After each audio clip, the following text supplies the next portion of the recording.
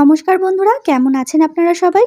মায়ের রান্না ব্লগ চ্যানেলের নতুন একটি ব্লগে আপনাদের সবাইকে জানাই অনেক স্বাগত। আমার আজকের রেসিপি মাছের মাথা দিয়ে মুগের ডাল। একেবারেই অনুষ্ঠান বাড়ির স্বাদে আজকে এই রেসিপি করে দেখাবো। আমার মতো পদ্ধতিতে করলে কিন্তু এই মুগের ডালের রেসিপি একেবারেই অনুষ্ঠান বাড়ির মতোই হবে।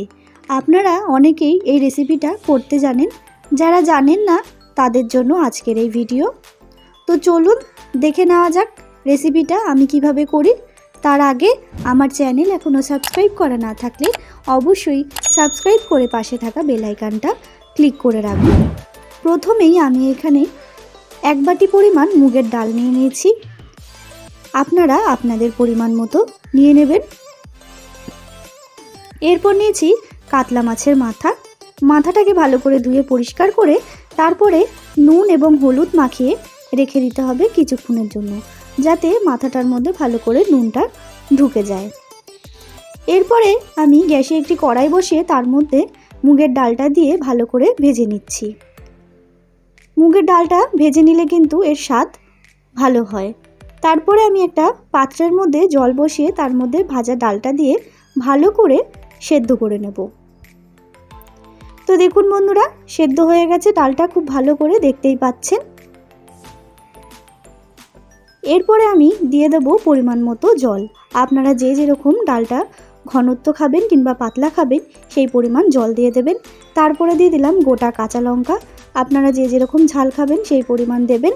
তারপর দিয়ে দিলাম পরিমাণ মতো লবণ এবং দিয়ে দিচ্ছি পরিমাণ মতো হলুদ। এবার আবারও ডালটাকে একটু নাড়িয়ে চাড়িয়ে ফুটিয়ে নেব। তারপরে আমি গ্যাসে আবারও একটি কড়াই বসিয়ে তার মধ্যে দিয়ে দিচ্ছি সর্ষের তেল। তেলটা গরম হয়ে আসলে দিয়ে দিতে হবে নুন হলুদ মাখিয়ে রাখা মাথাগুলো। এবার ভালো করে ভেজে নেব। তো দেখুন বন্ধুরা, মাথাগুলো কিন্তু আমার খুব ভালো করে ভাজা হয়ে গেছে। বেশ কড়া করে কিন্তু মাথাগুলো ভেজে নিতে হবে।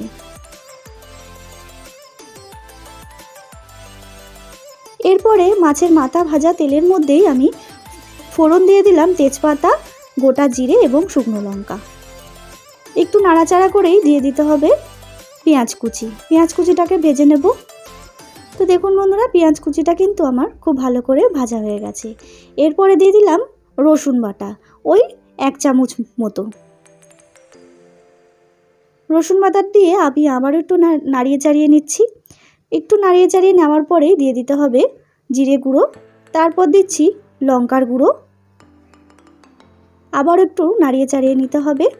এরপর দিয়ে দিতে হবে টমেটো কুচি দিয়ে আবারও একটু নাড়িয়ে চাড়িয়ে আমি দিয়ে দেবো ভেজে রাখা মাছের মাথাগুলো দিয়ে আমি ভালো করে মশলাটার সাথে কষিয়ে নিচ্ছি।